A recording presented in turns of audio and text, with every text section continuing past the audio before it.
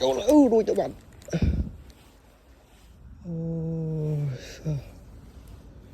Chỗ lại bọn ơi, đuôi bạn ơi.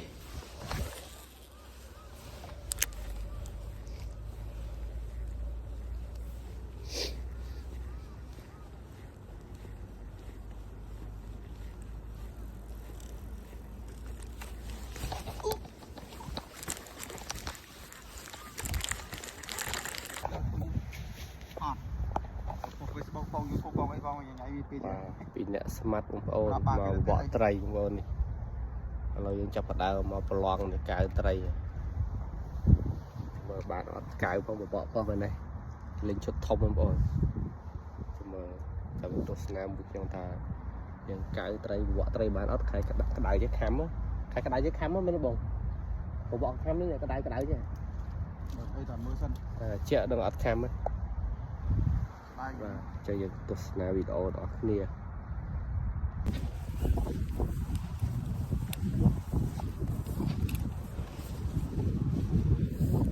ចូលចូលដល់យើងសាកមើល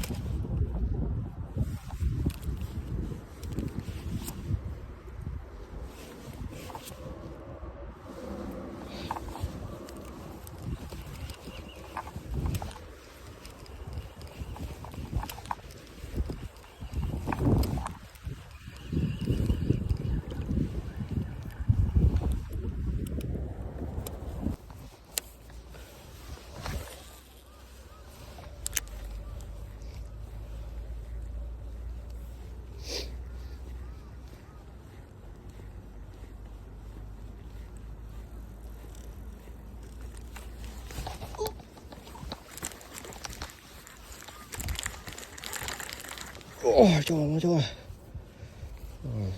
để đuôi chân này để mà đừng ai chỗ để mà đừng ai spay để mà đừng vốn ấy ấy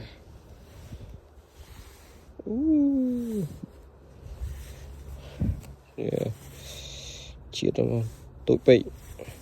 câu rồi em snap phone em